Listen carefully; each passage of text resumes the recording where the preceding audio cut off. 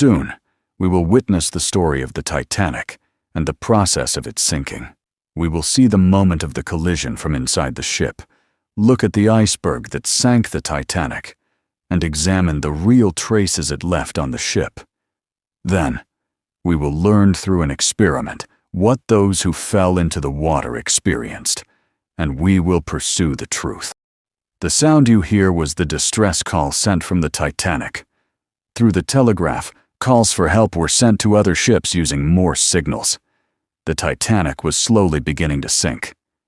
At the telegraph, there was a 25-year-old young man named Jack Phillips, who never left his post until the communications room was flooded. He acted heroically until the very end, but unfortunately, none of his efforts yielded results. The Titanic would be discovered for the first time 73 years after it sank, and everything would start with the discovery of the wreck. The mysterious story of the Titanic, music, began many years ago. In 1912, 111 years ago from today, large headlines announced the Titanic's first voyage. The newspaper also featured images of the ship and ticket prices. The story of the Titanic actually began as a challenge. Transatlantic passenger trade was highly competitive and profitable, transporting wealthy travelers and immigrants. Two companies were in a race. White Star Line aimed to build 2 ships and set a record crossing the Atlantic. Instead of focusing on speed, they chose a different approach. In 1908, the company formed a workforce, mostly Irish workers, with a revolutionary plan to build a passenger ship.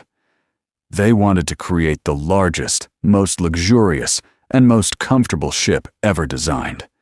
Their motto was, "We may not be fast, but who wants to suffer through a voyage across the ocean?"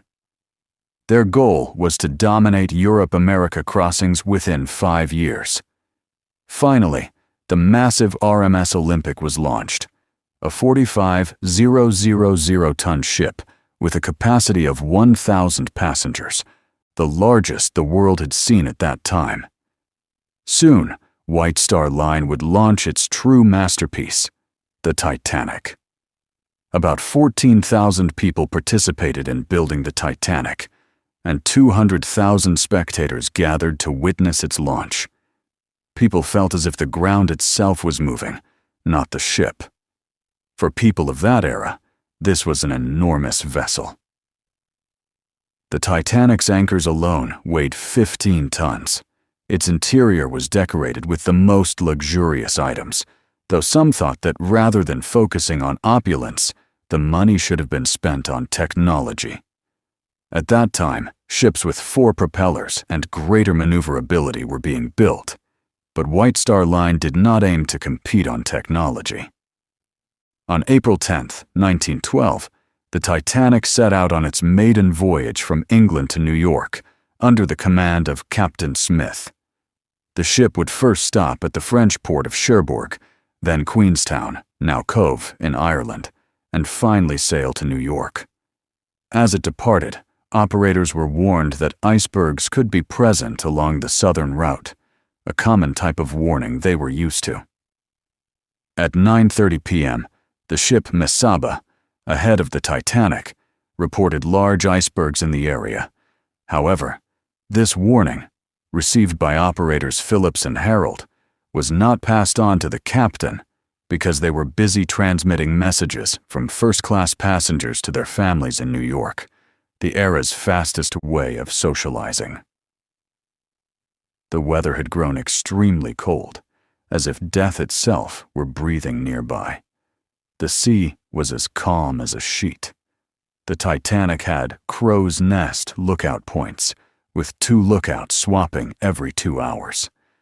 Approaching midnight, the ship was sailing south of Grand Banks when one lookout spotted something ahead, difficult to see in the darkness. It was an iceberg. Frederick rang the ship's bell 3 times and called the bridge. First Officer Murdoch ordered the helm to turn. Although the Titanic was moving at just 40 kilometers per h, stopping such a massive ship was impossible. Just 37 seconds later, At 11:40 p.m., the Titanic struck the iceberg on its starboard side. The iceberg sliced the ship like a razor, bending the keel in several places, causing rivets below the waterline to fail, and 5 compartments began to flood. Captain Smith called the ship's designer, Thomas Andrews, to assess the damage. When Andrews went below deck, he found that 5 compartments were flooding at a rate of 400 tons per minute. The ship was now unsalvageable. Their only option was to evacuate quickly. The captain ordered the lifeboats to prioritize women and children, and passengers were awakened to the news that they would have to abandon ship. Panic spread throughout the vessel. During emergencies, more signals were sent to nearby ships. However, the Titanic's telegraph operators were focused on sending messages for first-class passengers and charging for the service. While warnings from other ships kept coming, such as the California, which could not proceed due to dense ice, the operators ignored them. At first, the California did not respond, and eventually only the Carpathia could assist. According to calculations, it would take 4 hours to reach the Titanic, but they only had 2 hours left. By this time, the bow was fully submerged, and the stern began lifting into the air. At 1:15 a.m., the California noticed rockets fired from the Titanic, emergency signals whose meaning was unclear due to gaps in maritime regulations. More rockets followed at 1:50 a.m., but by 2:15 a.m., the Titanic was no longer visible. By morning, the Carpathia arrived to rescue survivors, some of whom had miraculously escaped the disaster. Dr. Mike, an expert in survival conditions, conducted an experiment to show why people who fell into the water perished. He recreated the Atlantic water temperature from 1912, approximately 12 degrees Celsius, for safety, though actual temperature was 5-6 degrees Celsius. A volunteer was submerged, and thermal cameras recorded the rapid drop in body temperature.